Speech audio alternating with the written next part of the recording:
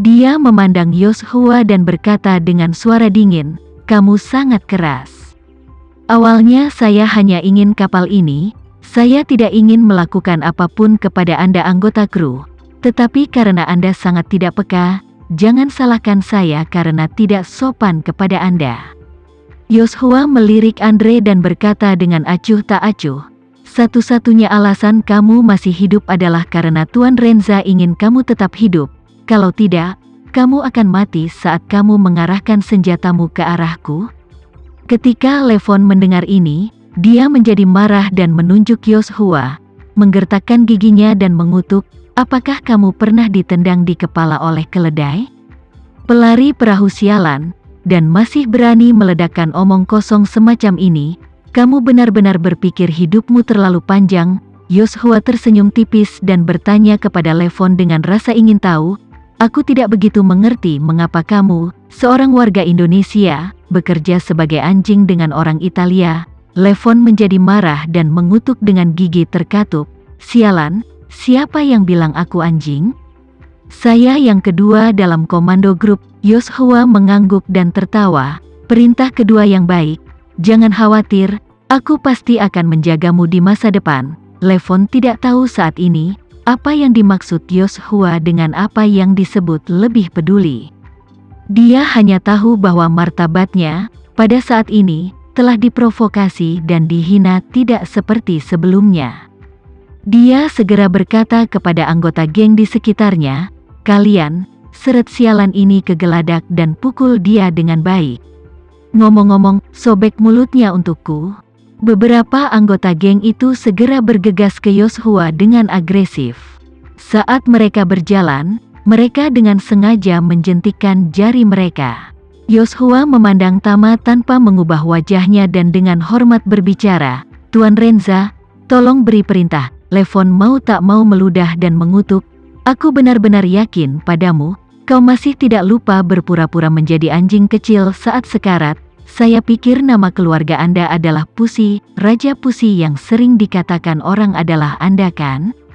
Ekspresi Yoshua sangat dingin, tetapi dia tidak menatapnya tetapi diam-diam menunggu perintah Tama.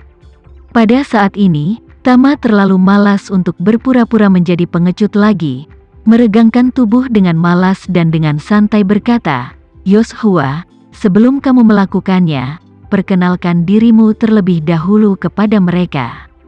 Kata-kata Tama langsung membekukan geng Andre dan Levon. Levon mau tak mau berpikir, tidak apa-apa jika siapa namanya kehilangan akal, tapi apakah pria bernama Renza ini juga kehilangan akal sehatnya? Saat pikiran Levon bertanya-tanya, Yoshua dengan hormat melengkungkan tangannya ke Tama, lalu memandang Levon dan Andre dan yang lainnya dan berkata dengan acuh tak acuh, "Memperkenalkan diri, nama keluarga saya Winarta, nama saya Yoshua Winarta." Yoshua, Levon mendengar nama ini, pertama tercengang, selalu merasa bahwa nama ini sepertinya sangat familiar, tapi langsung tidak ingat persis siapa nama itu. Pada saat ini, Andre tanpa sadar berkata, "Namamu Yoshua Winarta. Sialan, tidak heran kamu begitu sombong, jadi kamu memiliki nama yang sama dengan panglima tertinggi front kataklismik yang terkenal."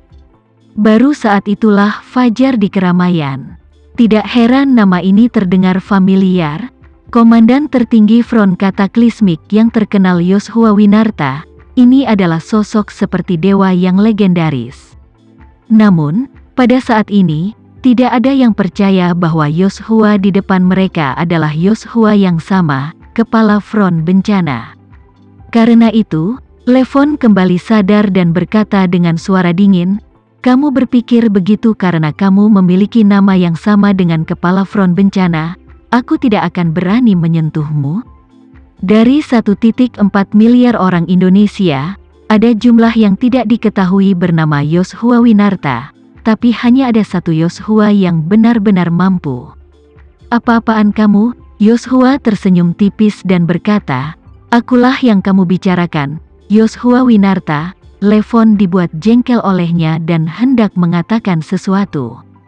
Ketika Yoshua tidak lagi berminat untuk terus bermain dengan mereka, jadi dia dengan samar mengucapkan dua kata, lakukan. Begitu kata-kata itu jatuh, puluhan tentara berpakaian hitam dengan senapan serbu segera mengalir dari luar kokpit. Segera setelah itu, dari tangga paling bawah, puluhan tentara yang memegang senapan serbu juga menyerbu. Rombongan Andre sebagian diblokir di dalam kokpit dan sebagian diblokir di dalam tangga bertingkat. Ketika mereka melihat begitu banyak tentara dengan senjata yang terisi, mereka semua ketakutan. Geng itu memiliki begitu banyak orang, tidak banyak dari mereka yang benar-benar memiliki senjata, dan mereka yang memiliki hanya beberapa pistol. Dan daya tembaknya sama sekali tidak setingkat dengan para prajurit front Cataclysmic. Andre hampir ketakutan konyol karena dia memegang pistol di tangannya dan mengarahkannya ke Joseph. Jadi ada selusin senapan serbu yang diarahkan padanya. Levon langsung sadar dan segera meletakkan tangannya di atas kepalanya dan berteriak, "Jangan tembak, jangan tembak. Saya menyerah." Andre menggertakkan giginya dan menatap Levon. Dia benar-benar tidak menyangka bahwa Levon Wallflower ini jatuh begitu cepat pada saat kritis. Pada saat ini, dia masih berpegangan, tangan kanannya gemetar, mengarahkan pistolnya ke Yoshua, menggertakkan giginya, "Sialan, jika kamu tidak membiarkan mereka meletakkan senjata mereka, masalah besarnya adalah kita semua akan mati bersama."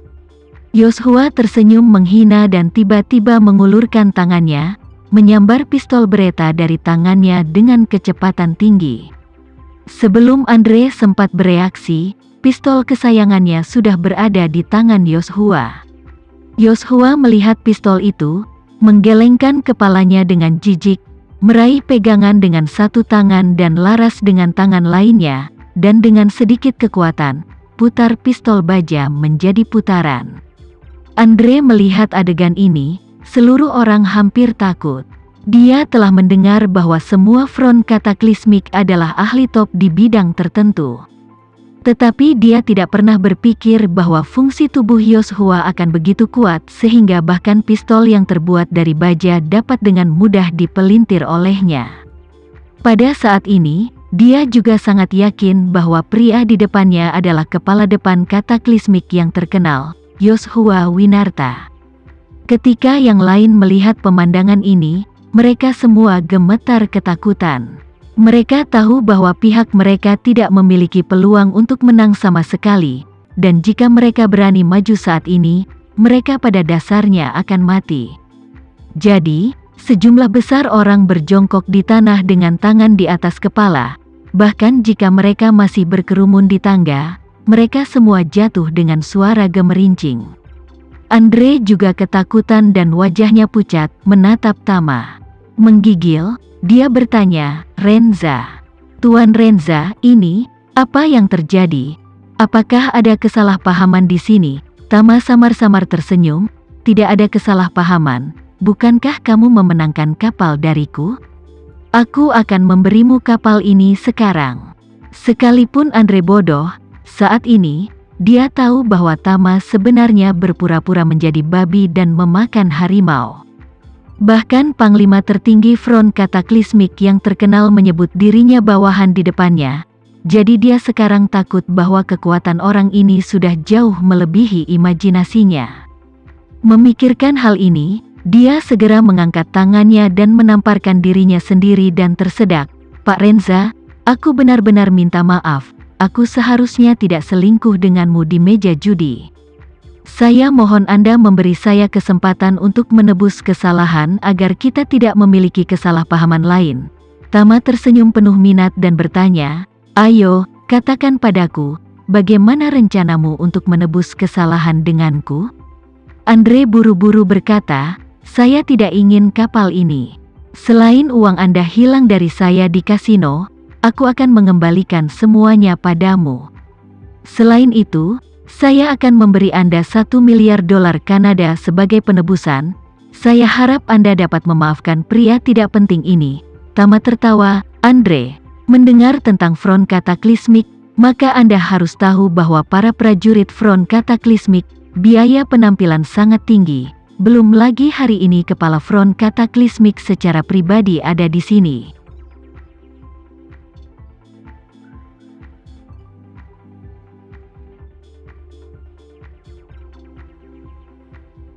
Sekian dulu ya video kali ini, kita lanjutkan lagi videonya di lain waktu. Oh iya, bagaimana menurut kalian? Semoga bisa sedikit menghibur kalian semua. Untuk teman-teman yang baru nonton jangan lupa subscribe ya, hehehe. Dan kalau teman-teman ada yang ingin gabung langganan bisa langsung gabung saja untuk dapat fitur yang menarik dan sedikit membantu Mimin. Terima kasih banyak sudah menonton, sampai jumpa lagi, bye.